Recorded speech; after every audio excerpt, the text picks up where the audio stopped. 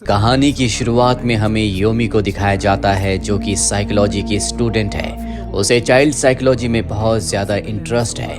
उसकी मॉम ने हमेशा उसे टॉर्चर किया था, इसीलिए उसने अपना घर छोड़ दिया। साथ ही उसके दिल में एक डर भी है। जब वो छोटी थी तो उसने पीप होल से, जो कि दरवाजे पर होल होता है जिससे बाहर कौन खड़ा है ये देखा जाता है, उससे उसने अपनी ग्रैंड मदर की डेड बॉडी को देख लिया था और तब से उसे पीप होल से डर लगता है। योमी अपने फ्रेंड्स के साथ रेस्टोरेंट में डिनर कर रही होती है। तभी उसका एक फ्रेंड बताता है कि उसका कोई फ्रेंड था जिसने किराए पर एक कमरा लिया था और उसी कमरे में एक लड़के की मृत्यु हुई थी, जिसके बाद से उसके फ्रेंड को अपने कंधे पर किसी का हाथ महसूस होता था और जब वो पीछे देखता था तो वहाँ पर कोई नहीं होता था।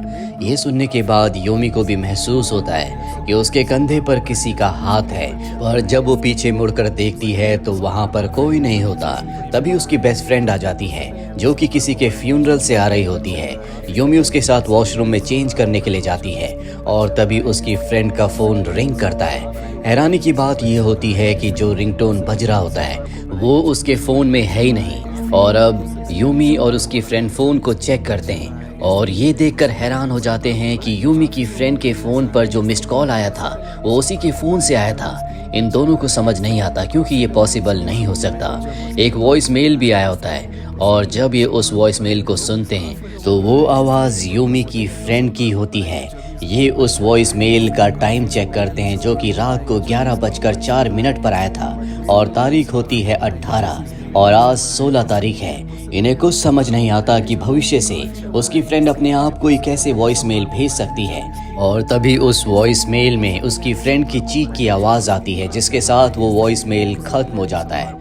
यहाँ पर हमें दिखाया जाता है कि कोई इन दोनों को देख रहा होता है। इस वॉइस मेल के बाद हालांकि ये दोनों डर चुके होते हैं, लेकिन अब यूमी की फ्रेंड को ये भी लगता है कि हो सकता है कि ये किसी का प्रैंक हो। इसके बाद ये दोनों दोबारा से डिनर ज्वाइन करते हैं जहाँ पर इन्हीं का एक फ्रेंड सबको पार्टी के लिए इन्वाइट करता है। दूसरी तरफ हमें एक डिटेक्टिव को दिखाया जाता है जिसके सामने एक लड़की की डेड बॉडी होती है। उसे एहसास होता है कि उसके मुंह के अंदर कुछ है, लेकिन तभी वहाँ पर जो पुलिस इंस्पेक्टर होता है वो उसे इन्वेस्टिगेशन करने से रोक देता है। अब 2 दिन बीत जाते हैं और आज तारीख होती है 18। रात के 11 बज चुके हैं और 11:04 पर यूमी की फ्रेंड को इसी वक्त से पास्ट में मैसेज भेजा गया था, इसीलिए वो अपनी फ्रेंड के लिए बहुत ज़्यादा परेशान होती है। और तभी उसकी फ्रेंड का कॉल आता है जो उससे पार्टी की ड्रेस के लिए डिस्कशन कर रही होती है।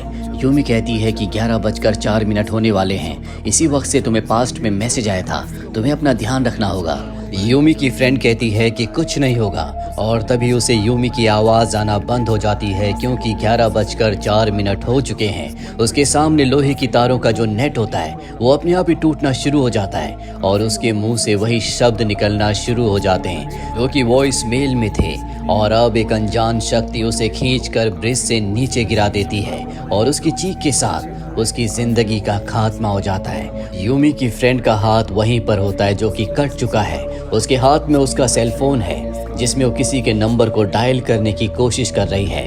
अब सब के सब यूमी की फ्रेंड के फ्यूनरल पर आते हैं जहां पर एक लड़का यूमी को बताता है कि तुम्हारी फ्रेंड की मृत्यु उस रहस्यमय मिस्ड कॉल की वजह से हुई है। तुम्हारी फ्रेंड डिनर वाली रात को किसी के फ्यूनरल से आई थी। उस लड़की की भी ठीक इसी तरह से मृत्यु हुई थी जिस तरह से तुम्हारी फ्रेंड की हुई है। ये सब एक शैतानी आत्मा कर रही है जो अपने शिकार को मारने के बाद किसी दूसरे को वॉइस मैसेज करती है और उसे अपना शिकार बना लेती है। और अब इसी ग्रुप में एक लड़के को ठीक उसी तरह से मैसेज आता है जिस तरह से यूमी की फ्रेंड को आया था, जो कि भविष्य से यानी कि 21 तारीख से आया होता है। वो बहुत ज़्यादा घबरा जाता है। इस बारे में वो यूमी को बताता है। यूमी उसे समझाने की कोशिश करती है। आज 21 तारीख है और जल्दी वो समय होने वाला है जिस समय से उसे वॉइस मेल आया था, पर उसे ये भी लग रहा होता है कि उसे कुछ नहीं होगा। हालांकि यूमी उसे समझाने की कोशिश करती है लेकिन वो उसकी बात नहीं सुनता और जैसे वो वक्त होता है वो पूरी तरह से किसी के वश में हो जाता है और लिफ्ट के अंदर चला जाता है और अपने आप ही वही शब्द बोलना शुरू कर देता है जैसा कि उसे वॉइस मेल में आया था। और अगले पल एक साया उसे खींचकर लिफ्ट के नीचे फेंक देता है जिससे उसकी मृत्यु हो जाती है। यूमी भी वहीं पर होती है और इस बार उसने उस साए को महसूस किया है। उस साए ने इस बार भी अपने शिकार का खात्मा करने के बाद किसी का नंबर डायल किया है जिस बारे में यूमी को कुछ नहीं पता। पुलिस को यूमी समझाने की कोशिश करती है कि कोई उन्हें मार रहा है और ये कोई इंसान नहीं बल्कि कोई शैतानी आत्मा है, पर पुलिस उस पर विश्वास नहीं करती। और अब यूमी और उसकी जो रूममेट होती है, इन दोनों को हमेशा डर लगा रहता है कि कहीं इन्हें वो मिस्ड कॉल ना आ जाए, इसीलिए रात को ये दोनों के दोनों अपने फ़ोन्स को स्विच ऑफ कर देते हैं। और रात को अचानक से यूमी की फ्रेंड का फ़ोन अपने आप ही रिंग होना शुरू हो जाता है। उसमें वही रिंगटोन बजती है जो कि यूमी की फ्रेंड के फ़ोन पर बजी थी, जो उसके फ़ोन पर थी भी नहीं। ये दोनों के दोनों घबरा जाते हैं और जब यूमी अपनी रूममेट के फ़ोन को चेक करती है तो उसी के नंबर से उसे एक फ़ोटो आया होता है जो कि 23 तारीख को रात को 10:39 पर किसी ने भेजा है। और ये फ़ोटो उसी की रूममेट का होता है जिसके पीछे हमें उस साए का हाथ दिख रहा होता है जिसने अब तक सबको मारा है। ये फ़ोटो रिसीव होने के बाद यूमी की फ्रेंड बहुत ज़्यादा डर जाती है। साथ ही अब मीडिया को भी इस बारे में पता चल जाता है, इसीलिए वो यूमी की रूममेट के पास आते हैं और कहते हैं कि हम तुम्हारा लाइव टीवी पर एक्सॉर्सिज्म करेंगे जिसमें किसी भी इंसान के अंदर से भूत प्रेत को हटाया जा सकता है या उसे भूत प्रेत से बचाया जा सकता है। वो उनके साथ ये प्रोग्राम करने के लिए तैयार हो जाती है। हालांकि यूमी उसे ऐसा करने से मना करती है पर वो यूमी की बात नहीं मानती। साथ ही उसने अपने फ़ोन को भी डिस्ट्रॉय कर दिया होता है ताकि उसे कोई दोबारा से मैसेज ना आए या फिर अगर उसे मारा जाए तो उसके फ़ोन से किसी और को मिस्ड कॉल ना हो। लेकिन वो साया इस बार रिपोर्टर के फ़ोन पर वही फ़ोटो भेजता है जो उसने पहले यूमी की रूममेट के फ़ोन पर भेजा था, जिसका मतलब ये है कि उसकी डेथ को उस पल को टाला नहीं जा सकता। वहीं यूमी उस डिटेक्टिव से मिलती है जो पहले एक लड़की की डेड बॉडी को चेक कर रहा था, जहां पर उसे एहसास हुआ था कि उसके मुंह के अंदर कुछ है। वो डेड बॉडी उसी लड़की की थी जिस लड़की के फ्यूनरल पर यूमी की फ्रेंड गई थी, जिसके बाद उसकी मृत्यु हो गई। डिटेक्टिव कहता है कि मैं किसी भी कीमत पर इस केस को सॉल्व करना चाहता हूँ। ये जो साया है इसने सबसे पहला शिकार मेरी अपनी सिस्टर को बनाया था जो कि 6 महीने पहले हुआ था। जब भी किसी को मारा जाता है तुरंत उसके बाद उसी के फ़ोन से एक अननोन नंबर पर कॉल जाता है और अब ये उस नंबर को इन्वेस्टिगेशन करते हुए एक हॉस्पिटल में पहुंच जाते हैं। दरअसल ये नंबर इसी हॉस्पिटल का होता है, पर यहाँ आकर इन्हें पता चलता है कि ये नंबर इनके पुराने हॉस्पिटल का है, जिस हॉस्पिटल को 5 महीने पहले छोड़कर ये सब के सब यहाँ पर शिफ्ट हो गए। वो हॉस्पिटल अब अबेंडेंड है। ये दोनों के दोनों यहाँ से निकल रहे होते हैं, तभी यूमी को वही आवाज़ सुनाई देती है जो उसने उस वक्त सुनी थी जब उसके फ्रेंड को लिफ्ट में उस साए ने मारा था। दरअसल ये आवाज़ एस्थमा के इनहेलर की होती है। ये समझ जाते हैं कि जो भी ये साया है जो सबको मार रहा है उसका एस्थमा से कुछ न कुछ कनेक्शन है। और अब ये हॉस्पिटल के रिकॉर्ड्स में उन पेशेंट्स का नाम चेक करते हैं जिनकी मृत्यु एस्थमा अटैक से हुई थी। इसमें एक लड़की होती है जिसका नाम था मिमिको। 7 महीने पहले उसकी मृत्यु हुई थी। और अब जब डिटेक्टिव अपनी सिस्टर के फ़ोन को चेक करता है तो उसमें मिमिको की मॉम का नंबर होता है, पर अब वो मिसिंग है। किसी को कुछ नहीं पता कि वो कहाँ पर है। साथ ही इन्हें रिपोर्ट से ये भी पता चलता है कि जब जब मिमिको को एस्थमा के अटैक आते थे तो मिमिको की सिस्टर को भी इंजरी हुआ करती थी, जिस वजह से बार बार उसे हॉस्पिटल लाया जाता था। यूमी जो कि एक साइकोलॉजिस्ट है, वो कहती है कि हो सकता है कि उसकी मॉम को FDIA बीमारी हो जिसमें इंसान अपने बच्चों को खुद हार्म करता है और उनकी केयर करके दुनिया की नज़रों में सिंपैथी पाता है। साथ ही ने ये भी पता चलता है कि जब मिमिको को एस्थमा का अटैक आया था तो उसकी मॉम उसे हॉस्पिटल में छोड़कर चली गई थी, जबकि मिमिको एक अच्छी लड़की थी, वो हमेशा अपनी सिस्टर की केयर करती थी।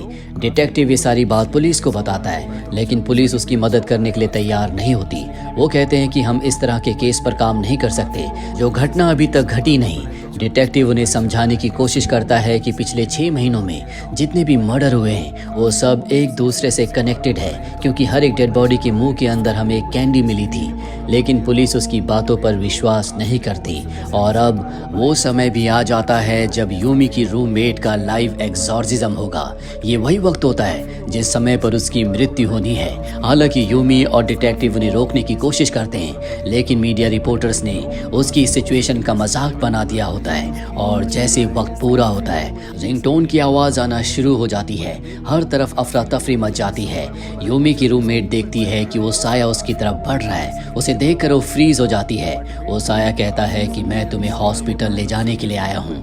उसके मुंह के अंदर एक कैंडी आ जाती है और अगले पल वो साया यूमी की रूममेट को मार देती है। यूमी कैमरे से उस साये को देख सकती है, जबकि आंखों से उस साये को नहीं देखा जा सकता। और जैसे ही उसकी रूममेट की मृत्यु होती है, यूमी के फ़ोन पर वही रिंगटोन बजती है जो कि भविष्य से, यानी कि अगले दिन 24 तारीख के 9:13 से आया होता है। यूमी समझ जाती है कि अब उस साये का अगला शिकार वो है, जिससे वो बहुत ज़्यादा डर जाती है।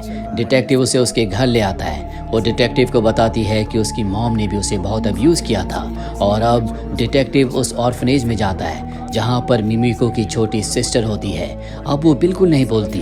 उसके पास एक टेडी बेयर होता है जिससे वही म्यूज़िक बज रहा होता है जो म्यूज़िक विक्टिम्स के फ़ोन पर वॉइस मेल के दौरान बजता है। डिटेक्टिव ये सुनकर डर जाता है। 2 दिन बीत जाते हैं और अब यूमी उसी हॉस्पिटल में जाती है जिस हॉस्पिटल में मिमिको की मृत्यु हुई थी। वहाँ पर वो साया उसका पीछा करना शुरू कर देता है। वो उसे अपने साथ ले जाना चाहता है, पर तभी वहाँ पर डिटेक्टिव आ जाता है। अभी दोनों हॉस्पिटल से निकलना चाहते हैं, लेकिन वो साया, वो आत्मा इन दोनों को वहाँ से निकलने नहीं देती। ये दोनों के दोनों छुप जाते हैं। हालांकि यूमी के फ़ोन को पूरी तरह से तोड़ दिया गया था, लेकिन यूमी का फ़ोन यहाँ पर इन्हें सही सलामत मिलता है, जिस पर अब भी वो साया लगातार मैसेज करके उसे डरा रहा होता है। अब डिटेक्टिव एक कमरे में जाता है जहां पर उसे मिमिको की मॉम की डेड बॉडी मिलती है। उनके हाथ में उनका फ़ोन भी होता है जिस पर यूमी का नंबर डायल्ड होता है। यानी कि अब तक जितने भी विक्टिम्स थे, जिन सब को मारा गया था, उन सबको इसी फ़ोन से, इसी हॉस्पिटल के कमरे से मैसेज भेजे गए थे। डिटेक्टिव उसके फ़ोन को डिस्कनेक्ट कर देता है, जिसके बाद वो पल बीत जाता है जिस पल में यूमी की मृत्यु होनी थी। अब भी वो जिंदा होती है। 1 मिनट बीत चुका है। यूमी वहाँ पर आ जाती है और तभी मिमिको की मॉम की डेड बॉडी में जान आ जाती है। वो डिटेक्टिव को उस कमरे से बाहर फेंक देती है और अब वो बॉडी जो एक बार फिर से जिंदा होकर खड़ी हो चुकी है, वो यूमी को मारने के लिए आगे बढ़ती है। यूमी को उसके चेहरे पर अपनी मॉम का चेहरा दिखता है। दरअसल यूमी ने अपनी मॉम को छोड़ दिया था क्योंकि वो उसे टॉर्चर किया करती थी और कहीं ना कहीं अब उसके दिल में इस बात का गिल्ट भी होता है। इसीलिए वो उस डेड बॉडी को अपने गले से लगाकर उनसे माफ़ी मांगती है। डिटेक्टिव एक बार फिर से दरवाज़ा तोड़कर अंदर आ जाता है। वो देखता है कि वो डेड बॉडी यूमी की गोद में पूरी तरह से शांत हो चुकी है। यानी कि यूमी ने जब माफ़ी मांगी तो उसकी आत्मा को शांति मिल गई। ये दोनों अब पूरी तरह से संतुष्ट हो जाते हैं कि उस आत्मा को मुक्ति मिल चुकी है, यानी कि सब कुछ खत्म हो चुका है। यूमी अपने घर वापस आ जाती है, जबकि डिटेक्टिव को पुलिस स्टेशन बुलाया जाता है, जहां पर उसके सामने एक टेप रखा जाता है और उसे बताया जाता है कि ये टेप हमें मिमिको की सिस्टर के बैग में मिला था। और जब ये उस टेप को देखते हैं, उन्हें पता चलता है कि FDIA की बीमारी मिमिको की मॉम को नहीं बल्कि उसे खुद थी। वो अपनी छोटी सिस्टर को चोट पहुंचाने के बाद उसे कैंडी दिया करती थी ताकि वो मॉम को इस बारे में कुछ ना बताए, और उसकी मॉम को उस पर शक हो जाता है। इसीलिए वो घर में कैमरे को फिट करके बाहर चली जाती है और जब वापस आकर वो रिकॉर्डिंग देखती है तो उसे पूरी तरह से अब कंफर्म हो चुका है कि मिमिको ही अपनी छोटी सिस्टर को एक घाव देती है। और तभी मिमिको को अस्थमा का अटैक आ जाता है, पर उसकी मॉम उसे हॉस्पिटल नहीं ले जाती बल्कि अपनी छोटी बेटी को हॉस्पिटल ले जाती है। इस वजह से मिमिको की मृत्यु हो जाती है। यानी कि अब तक जितने भी मर्डर किए गए थे वो उसकी मॉम ने नहीं बल्कि खुद मिमिको की आत्मा ने किए थे। उसने सबसे पहला शिकार अपनी मॉम को बनाया। जब भी वो किसी को मारती है तो उसके मुंह के अंदर एक कैंडी डाल देती है, ठीक उसी तरह जिस तरह से अपनी छोटी सिस्टर को चोट पहुंचाने के बाद वो उसे कैंडी दिया करती थी ताकि वो मॉम को या किसी और को कुछ ना बताए। डिटेक्टिव को यकीन हो चुका है कि अब भी यूमी की जान खतरे में है, इसीलिए वो उसके घर की तरफ चल पड़ता है। वहीं हमें यूमी की घड़ी को दिखाया जाता है जिसमें टाइम अब रिवर्स होना शुरू हो जाता है और रिवर्स होते हुए वो उस वक्त पर आकर रुककर सीधा चलना शुरू कर देती है जो कि यूमी की मौत का वक्त होता है। यूमी पूरी तरह से डर जाती है। उसे दरवाजे के बाहर किसी की आहट सुनाई देती है। पीप होल से देखना उसकी जिंदगी का सबसे बड़ा डर होता है, पर अब वो अपने डर का सामना करते हुए पीप होल से बाहर देखती है जहां पर मिमिको की आत्मा होती है। वो डर के कमरे के अंदर चली जाती है, पर अब मिमिको की आत्मा वहां पर भी आ जाती है। वही बार हमें डिटेक्टिव को दिखाया जाता है जो कि अब यूमी को बचाने के लिए घर के बाहर पहुंच चुका है और तभी उसे यूमी की चीख की आवाज आती है। वो भागकर घर के अंदर जाता है। वो देखता है कि यूमी पूरी तरह से ठीक है, वो सोफे पर बैठी हुई है। वो उसे अपने गले से लगा लेता है और तभी यूमी चाकू से उसके ऊपर हमला करती है। और जब डिटेक्टिव मिरर में देखता है तो वो यूमी नहीं बल्कि मिमिको होती है। इसके बाद हमें डिटेक्टिव के एक सपने को दिखाया जाता है जिसमें वो देखता है कि वो उस पल में है जब मिमिको को इनहेलर की जरूरत थी। जब उसकी मॉम उसे घर पर छोड़कर चली गई थी, वो उसके पास जाता है और उसके एस्थमा का इनहेलर उसे दे देता है। तभी उसकी आंख खुल जाती है। वो हॉस्पिटल में है। उसके सामने यूमी होती है जो उसे देखकर मुस्कुरा रही होती है। यूमी उसके पास आती है और अपने मुंह से कैंडी उसके मुंह में डाल देती है, जिसका मतलब ये है कि मिमिको ने पूरी तरह से यूमी के शरीर पर अपना कब्जा कर लिया है। और जिस तरह से वो अपनी छोटी सिस्टर को टॉर्चर करने के बाद उसे कैंडी दिया करती थी, उसने अब डिटेक्टिव को कैंडी दी है। यानी कि आगे भी वो डिटेक्टिव को टॉर्चर करती रहेगी और उसे हर बार एक कैंडी देगी ताकि वो इस बारे में किसी को कुछ ना बताए। इसी के साथ ये फिल्म, ये कहानी यहीं पर खत्म हो जाती है। उम्मीद करते हैं कि ये कहानी आपको पसंद आई होगी।